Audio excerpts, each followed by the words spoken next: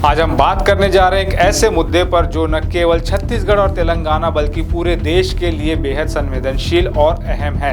जी हाँ, हम बात कर रहे हैं नक्सलियों द्वारा घोषित 6 महीने के युद्ध विराम की।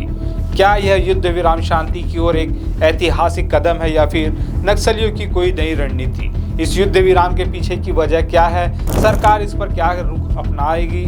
और सबसे बड़ा सवाल, क्या इससे नक्सलवाद की जटिल समस्या का कोई स्थायी समाधान निकल पाएगा?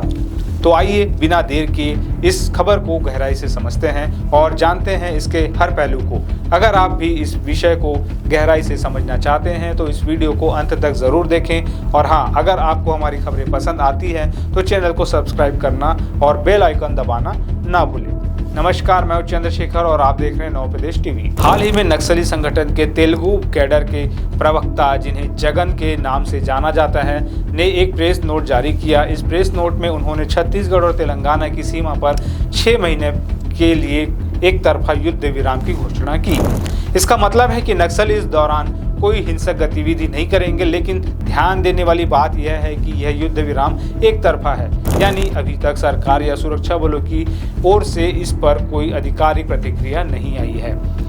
यह घोषणा अपने आप में बहुत बड़ी है क्योंकि नक्सलवाद दशकों से भारत के कई राज्यों में एक गंभीर चुनौती बना हुआ है। छत्तीसगढ़, तेलंगाना, झारखंड, ओडिशा जैसे राज्यों में नक्सली हिंसा ने न केवल सुरक्षा बलों को बल्कि आम नागरिकों को भी भारी नुकसान पहुंचाया है। ऐसे में यह युद्ध विराम शांति की दिशा में एक बड़ा कदम माना जा सकता है। लेकिन सवाल यह है कि नक्सलियों ने यह कदम क्यों उठाया? नक्सलियों का युद्ध विराम ऐसे समय में आया है जब छत्तीसगढ़ और तेलंगाना की सीमा पर सुरक्षा बलों ने नक्सलियों के खिलाफ बड़े पैमाने पर ऑपरेशन शुरू किए हैं। खासकर कर्रे गुट्टा की पहाड़ियों में हाल के महीने में कई बड़े ऑपरेशन हुए, जिनमें कई नक्सली मारे गए और बड़ी संख्या में गिरफ्तारियां हुई।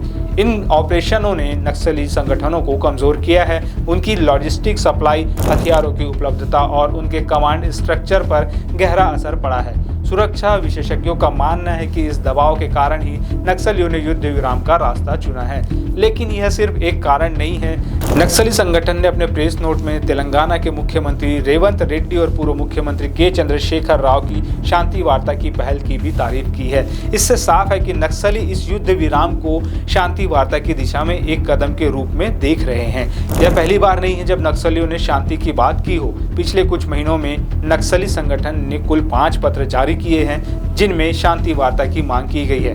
पहले 2 पत्र नक्सली केंद्रीय कमेटी के प्रवक्ता अभय ने जारी किए, इसके बाद 2 पत्र प्रवक्ता रुपेश ने और अब 5वां पत्र जगन ने जारी किया है। इन पत्रों में नक्सलियों ने बार बार यह बात दोहराई है कि वे हिंसा का रास्ता छोड़कर संवाद के जरिए समाधान चाहते हैं। यह संकेत देता है कि नक्सलियों की रणनीति में बदलाव आ रहा है, लेकिन सवाल यह है कि क्या यह बदलाव वास्तविक है या फिर यह सिर्फ समय हासिल करने की रणनीति है।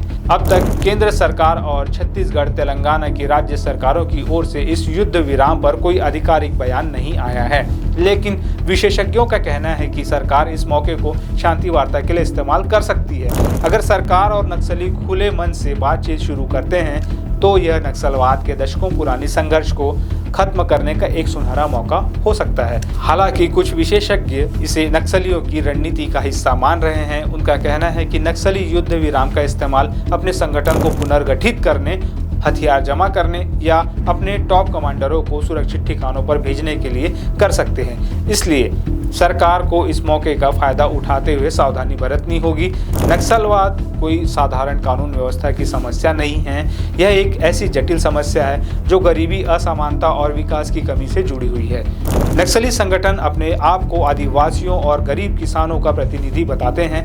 वे दावा करते हैं कि सरकार की नीतियां इन समुदायों को हाशिए पर धकेल रही है। छत्तीसगढ़ और तेलंगाना जैसे इलाकों में जहां नक्सलवाद सबसे ज़्यादा सक्रिय है, वहां बुनियादी सुविधाओं जैसे शिक्षा, स्वास्थ्य और रोजगार का अभाव है। जंगल और पहाड़ी इलाकों में रहने वाले आदिवासी समुदाय अक्सर विकास की मुख्य धारा से कटे हुए हैं।